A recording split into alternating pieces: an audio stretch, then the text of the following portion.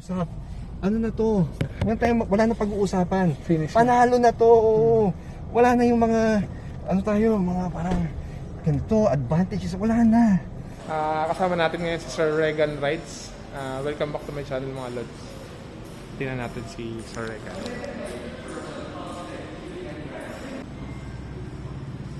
When I did my video feature of the Geely Emgrand Premium, I mentioned that it didn't come with the Geely Cool Race turbocharged engine and dual clutch transmission.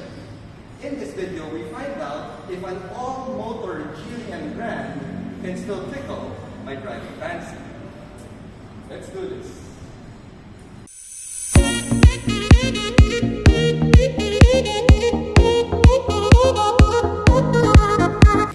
So watch mo natin si Sir Regan habang nagbablog. Camera rolling, audio, alright, action. Hello guys, I'm Regan and welcome back to another driving video. If you're new to my channel, I want you to click that subscribe button for your regular dose of Philippine automotive content. If you're my subscriber already, well, sit back, relax, and enjoy the show. But first, click that like button. Also special thanks to Geely Manila for providing the Geely Emgrand Premium to do this driving video. Siyempre pag bago ka rito, consider subscribing and like this video pag nagustuhan nyo. Alam mo, bihira siya sa social na tulad mo. Maramihan na na-encounter ko siya sa social, hindi mahilig sa kotse. Kaya nga siya. Ako sa kotse talaga. Bihira yung katulad mo. Bihira. May mga iba nga, hindi ka nila alam kung ano yung mga binibenta. Karamihan nga siya hindi marunong mag-drive. Subscribe to Sir Regan Rides. Yan, lagi siya nasa Geely Manila, Isuzu Manila, and Honda Manila.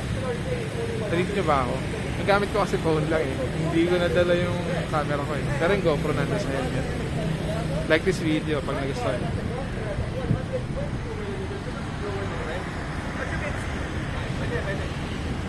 Ano lang to?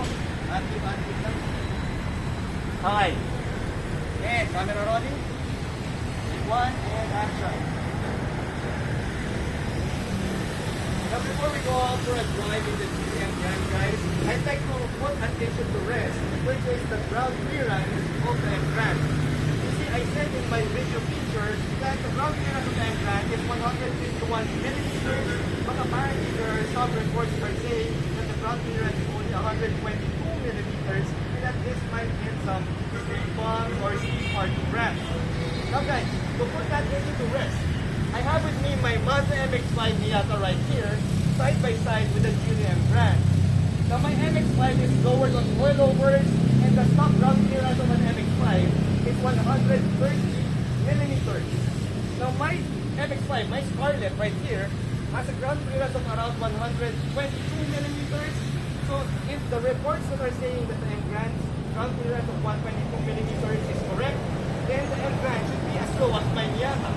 But as you can see on the video, that's not the case, guys. Now, I have with me my cell phone right here. This is a Samsung S21, and as you can see, I'll put that on the bumper, front bumper of my Miata, and it cannot go in. It's too high, it's too big. But I put the same cell phone on the Geely Emgrand, and it can easily go underneath. So, you can see, the Geely Emgrand Premium is clearly 151 millimeter ground clearance. So guys, the ground clearance of the Emgrand is 151 millimeters, and you can easily clear parking bumps, as you can see, over the parking bumps. You can clear speed bumps or even speed parking ramps. Now that that issue has been resolved, guys, let's go and drive the Geely Emgrand Premium right now. Usap. Ano na to? Wala na pag-uusapan. Finish. Panalo na to. Oo. Wala na yung mga mga parang ganito, advantages. Wala na. Dito lang talaga siya nakikita. Wala siya rito. Wala siyang buttons, no?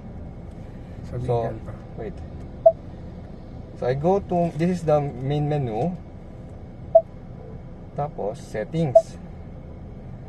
Doon lang siya papalitan. I see. Okay. Ang default nila lagi is comfort. Comfort lagi. Same sila ng lahat ng Geely. Okay. Can I mention that? I'll mention that I'll mention na wala siyang independent drive mode button o knob So if you want to change your driving mode, you have to go to the infotainment screen. Okay. Yun yung ano ko eh, tataka ako Hindi ako magkasalta, sir. Yes, boss. Saka to. For better light. Turn this on na. Okay. Diba? Yan kagad ang ano ko eh. Oh. Now, before we go out for our drive, guys, well, one thing that I love about this Geely Emgrand Premium is the cabin feel.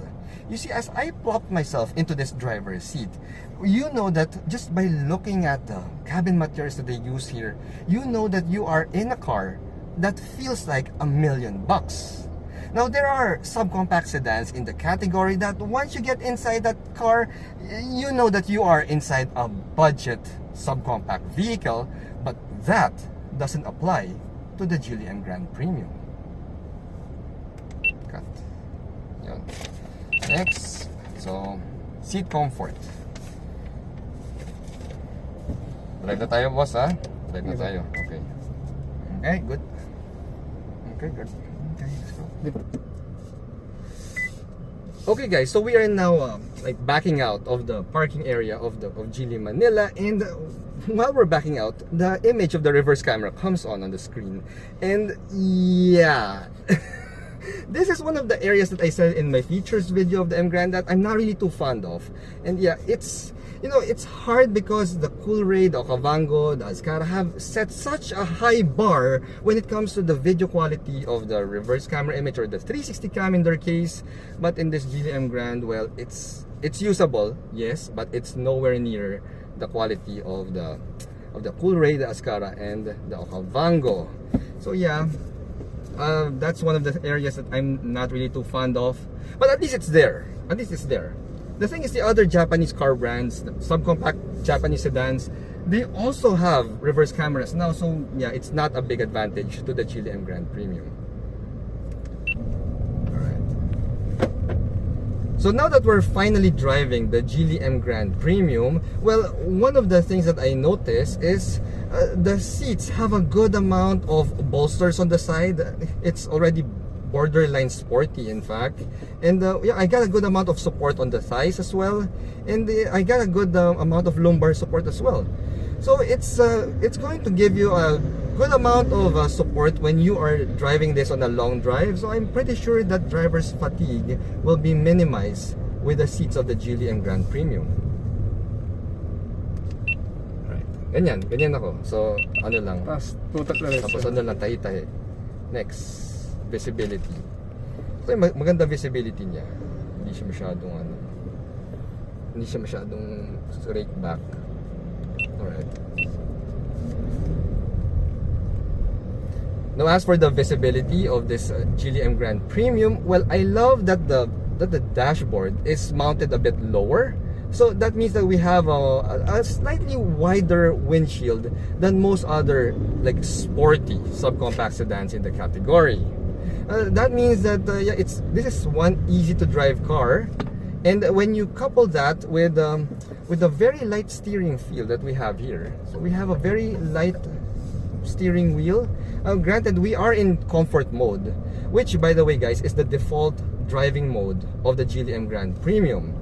Just like the Coolray, this has a comfort mode, it has a sport mode, and an eco mode. And right now, we are just driving in comfort mode. And yeah, true to its name, it is quite comfortable to drive. I mean, we're just going very slowly here on this road. We have a very slow Innova in front of us. But, let's see, I'm going to floor it a little bit in comfort mode. Yeah. Even if we're in comfort mode, yeah, flooring it gave me a good amount of power. So I am quite impressed, I might say, because this doesn't have a turbocharged engine, and yet, wow, even just in comfort mode, my goodness, wow, this thing can roll. Let's try it again.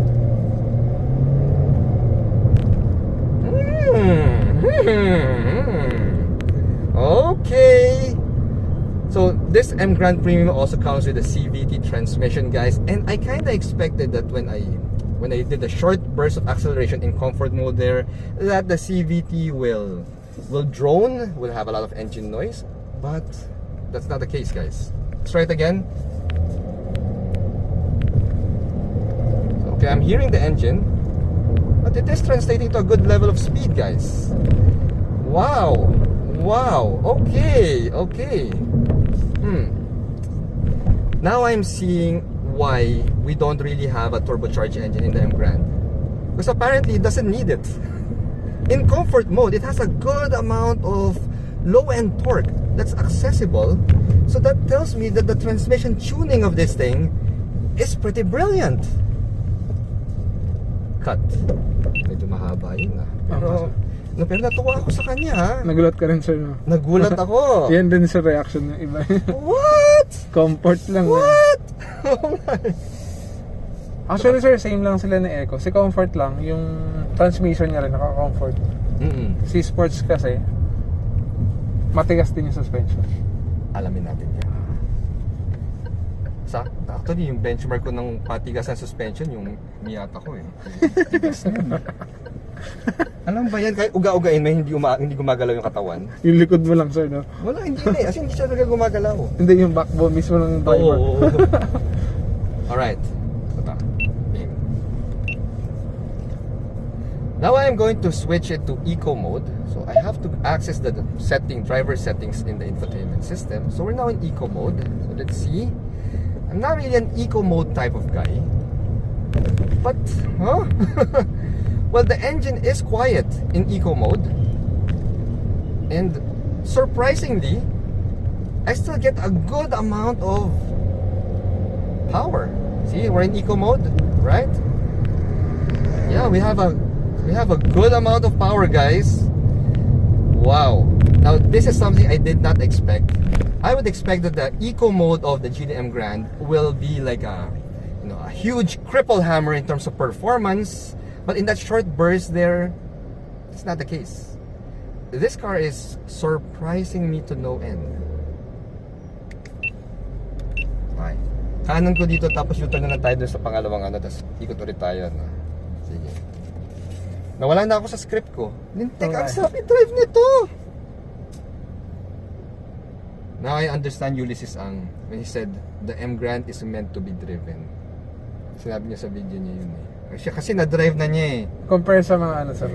Car guide kasi siya eh. Actually, tingnan mo kahapon drive yung race. Nahiya nga ako dun sa ahente katabi ko eh. Si Carlo Cruz.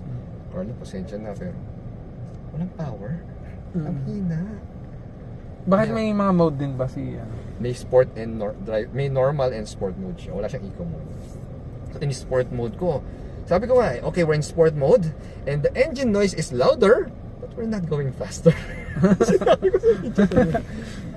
Kaya nga, alam mo, natutuwa yung viewers sa akin kasi honest ako sa ganyan eh. Pero hindi ko naman binabash. Ang bash is hindi totoo pero ginugulpi mo, di ba? Totoo yung bagay. Okay, try natin dito. Okay, we have a wide open road in front. We are still in eco mode, so let's try it now. So the noticeable difference there, while I'm accelerating, guys, is in eco mode, the engine is quieter. It is much quieter. But in terms of actual power, it's the same as comfort mode. Surprisingly. Pwede ba tayo mag-U-turn dito? Pwede. Kasi mamaya, tayo eh. Antay ko mag-go or U-turn na? Pwede na, sir. U-turn na tayo, ha? May talakas tayo sa Maynila. Maynila si Yorme.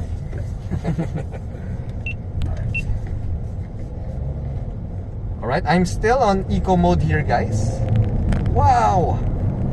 Eco mode is usable for somebody like me.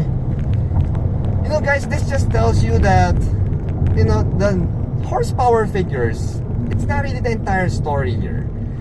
How the transmission is tuned makes a bigger impact on the actual performance of the vehicle. Now, guys, this is a CVT. This is not a dual clutch. This is not an automatic transmission. This is a CVT. And I dare say, in the short time I've been driving it, I'm not even on sport mode, guys. I've not yet tried sport mode. But in the short time I've been driving this thing, the CVT of the Geely Emgrand Premium is hands down one of the best out there. One of the best, guys. Now, let's go for sport mode. Sport. So now we're in sport mode. Oh yeah. Woo! Right. So in sport mode, the sound of the engine was noticeably louder, and the response of the transmission is, yeah, it's more hurried. So I could really tell that the difference in the drive modes of the Geely Emgrand, the Comfort, Eco, and the Sport mode, really just relies on the transmission tuning, on the power delivery of this thing. It's not, it's not like it's unlocking a hidden turbo. But in Sport mode, ooh, see, we've got a good amount of low-end torque there. It's like a pit bull on a leash. It wants to go, it wants to attack. Come on, traffic, free up already. We want to attack. Woo! I'm going to look for an open road. Yeah, just give me a second, guys. Yeah, that's cut in next now. This is an open road. We're in sport mode. Let's do this. May napansin ka rin, sir. Matigas pa yung gulong niyan. Maka 35 eh. 35 ba to? Oo. Pag di ba, siya, very comfortable. pag 32, mas ano pa siya. Naka-display kasi siya eh, nung nakaraan. Kaya, pero this is talaga demo unit nyo talaga. demo yun. Insured lang kahapon. Kaya, kaya ginawa na siyang demo. Guys. Ayos.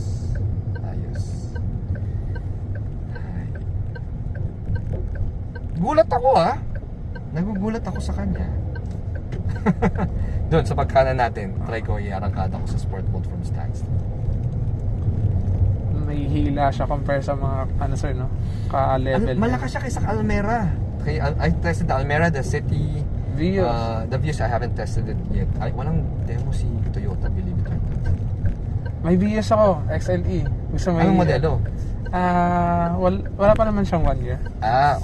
Kung okay lang sa'yo, boss. Ito, try natin dito. Alright guys, we have a wide open road in front. We're from standstill, sport mode. Let's do this. Ooh. You can hear the engine, but as the CVT delivers the power, yep, we are now at the legal speeds.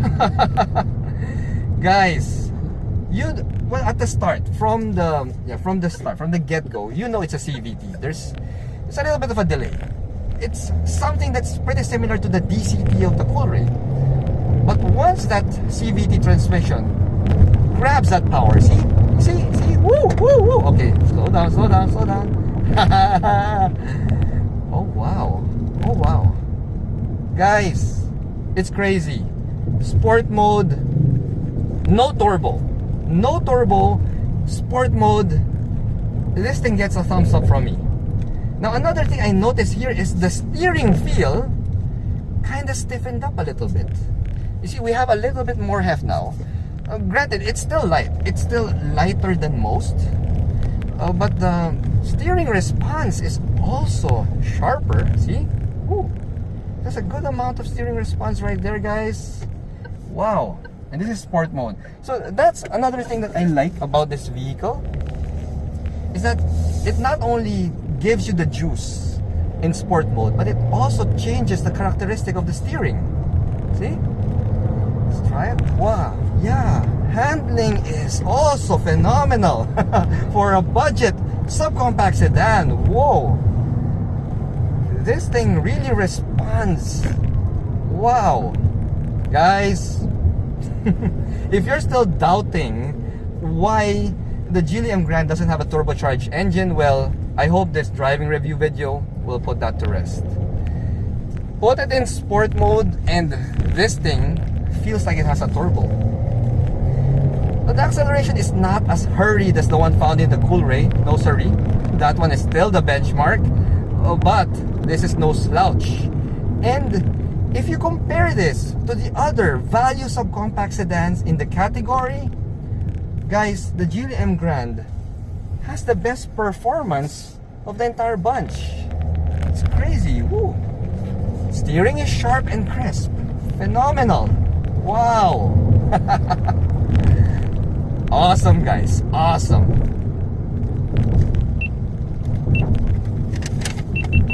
Diba boss, paano nasasabing binabash ko? Maganda talaga eh.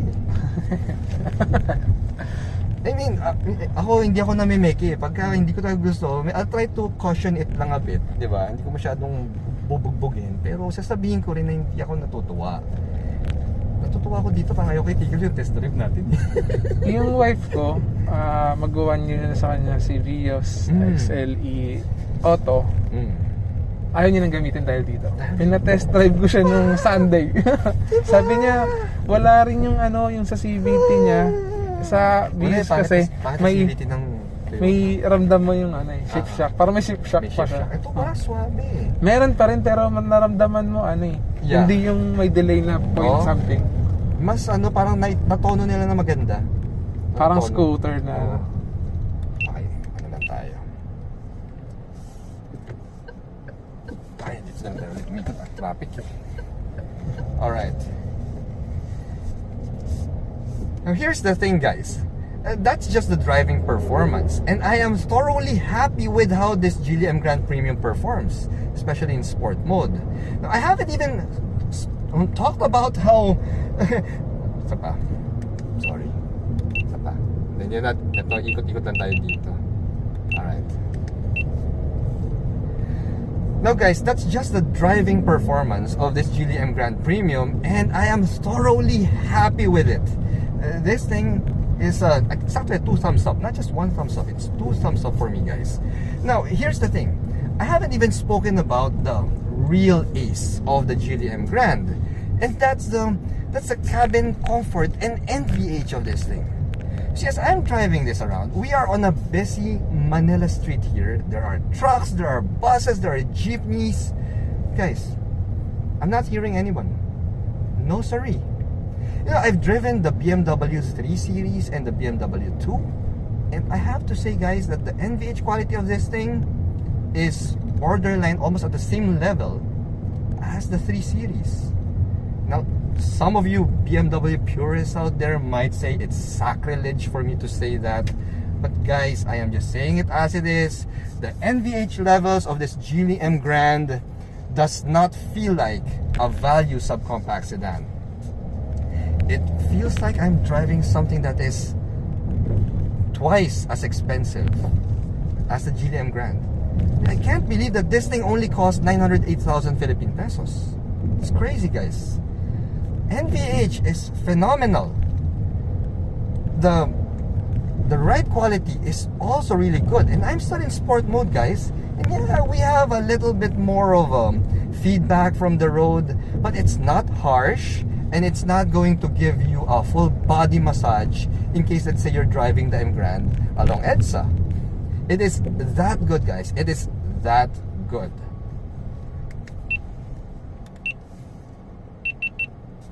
Diba? Daming truck, no? Alright. Nawala na nga yung merong dun yung heavy equipment. Gagawin ko na yung outro, boss. Outro, tapos yung passenger, yung intro to passenger, tapos outro, tapos tayo, ikaw mag-drive, ikot-ikot. Dito lang sa ginagawa natin, ikot-ikot. Okay. Ano yung outro ko dito? Intro muna to the passenger side. Now at this point, I'd like to share with you what it's like to be a rear passenger of the Geely Emgrand, because this thing is good for like starting families or even maybe your next grab car. So let's see how your passengers will feel at the back. Tapos lilikod ako nun. Pero ay outro ko muna. Tapusin ko lahat ng nandito sa harapan. Boss Hamilton, maraming salamat dito sa pagsuporta niyo. Thank you din, sir. I-share natin ang i-share yan. Ito naman tambayan ng Mitsu. Ah, talaga? Pag kumakain dyan. Saka Toyota, Otis din sila. Hindi, shoutout na kita bago gawin yung intro. Shoutout na. Nalimutan ko yung shoutout, sorry. Alam mo, yan din ang pag marami masyado rin iniisip sabay-sabay. Pwede mo ba tayo manda? Okay. Now at this point, guys, let me show you what it's like to be a passenger, a rear passenger of the Geely Emgrand Premium, and I will enlist the assistance of our good friend Sir Hamilton, who will be driving the Geely Emgrand Premium for me. So guys, when you contact the hotline of Geely Manila on my pinned comment below, well, I want you to ask for Sir Hamilton so that he can give you that extra special assistance and that full-blown service that you can expect from somebody who is as guapo and as handsome as Sir Hamilton. Yan. Oh, okay ba? Nabuhat pa sa... Buhat na buhat. Outro muna tayo bago ako punta sa likod. Alright. Overall guys, I mean, this has been... overall guys, well, how do I put this? It's been quite a while since I've had so much fun driving a value subcompact sedan. And by golly guys, this Geely Emgrand Premium, it truly delivers in all the aspects. I mean, it doesn't have a turbo engine, so that means that the fuel consumption will be so good. Now, I haven't had the chance to take this out on a fuel economy run. Hopefully that will happen in a future video. Yeah, but the fact that it's all motor means that the engine is more durable, plus it has better fuel economy, and the fact that Geely managed to tune that Cvt transmission to give you the power where it counts the most, which is at the low end, where you're gonna be doing like stop and go traffic, stop and go driving. Guys, that just tells you that the engineers at Geely really know what they're doing. They really know. Now, put that together with the cabin comfort and the NVH levels that you'd expect from a vehicle that costs twice as much as a Geely Emgrand Premium. And guys, I can tell you, man, this car, yeah, this car is a certified winner. As I said in my features video, only time will tell. Well guys, I've managed to drive this for quite a while right now, and yeah, time already told me. The Geely Emgrand Premium, this guys is the hottest new contender in the value subcompact sedan space, and its competitors had better watch out. Anyway guys, I hope you enjoyed this driving video, and until I see you in my next one, thanks for watching. Okay boss, so tigil tayo. Pwede pa ako mag-park dito? Pwede sir. Sige po. Okay, parking tayo dito. Set up ko na din yung camera sa likod para